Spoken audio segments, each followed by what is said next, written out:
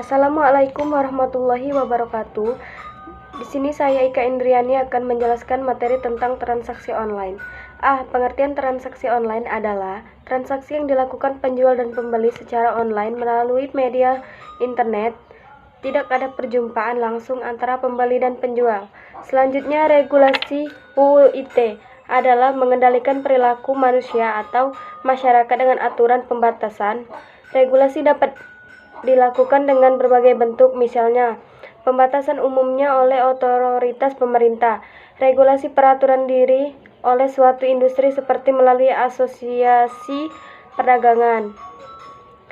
Pengertian IT adalah kepanjangan dari IT, informasi transaksi elektronik, sedangkan yang dimaksud dengan IT adalah hukum yang mengatur transaksi elektronik yang dilakukan dengan menggunakan media elektronik.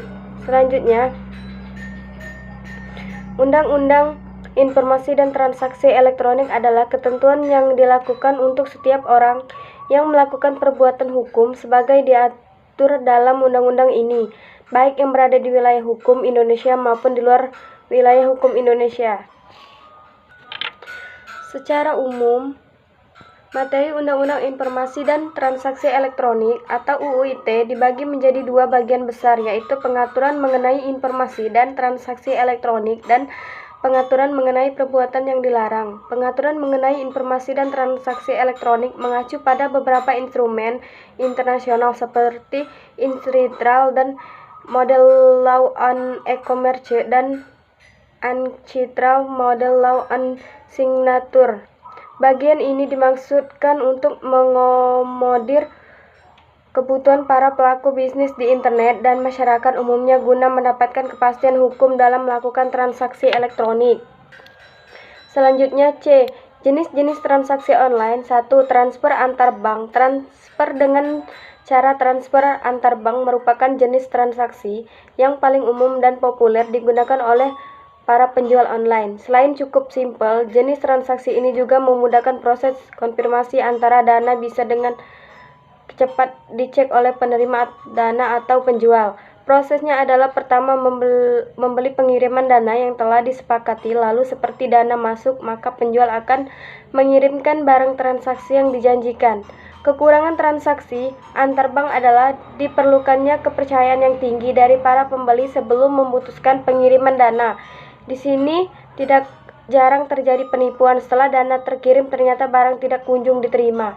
Kredibilitas atau nama baik penjual dapat menjadi tolak ukur bagi para penjual atau pembeli. Salah satu tipsnya adalah penjual yang kredibel biasanya mempunyai kerjasama dengan bank yang digunakan untuk proses transaksi. Dengan begitu keamanan dana kita bisa lebih terjamin. Yang kedua adalah COD atau Cash on Delivery.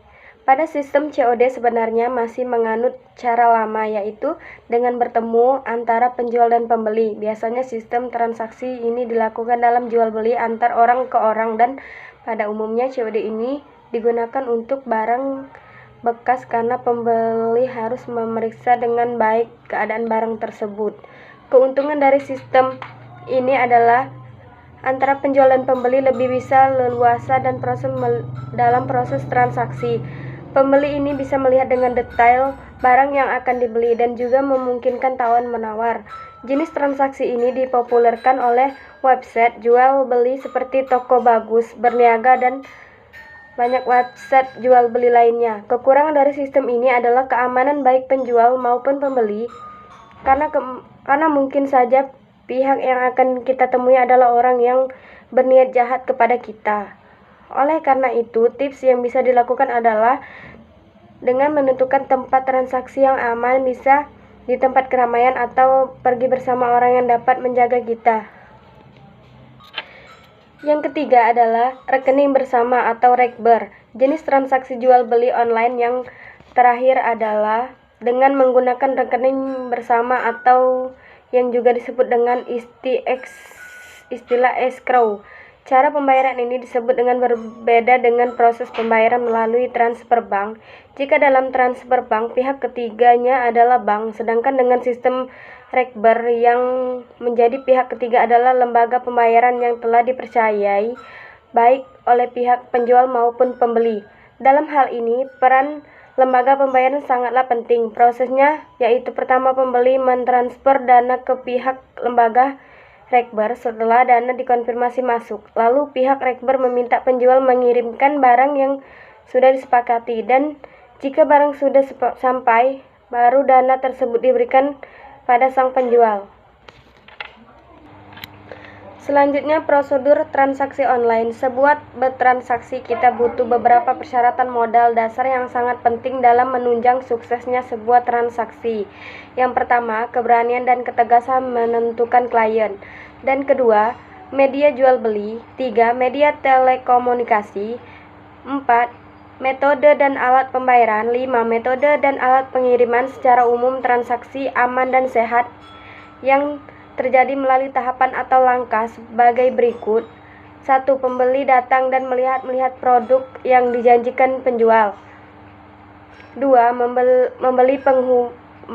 Pembeli menghubungi penjual untuk bertanya atau konfirmasi. 3. Pembeli mengirim atau transfer sejumlah uang kepada penjual, lalu melaporkan setelah uang berhasil dikirim.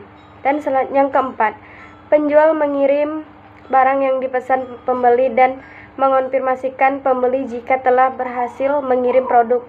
Yang kelima, pembeli konfirmasi kepada penjual jika barang telah diterima dan dicek kelengkapan isinya. Tambahan, jika metode transaksi yang dipilih adalah COD, cash on delivery, maka penjual dan pembeli akan bertemu di suatu tempat.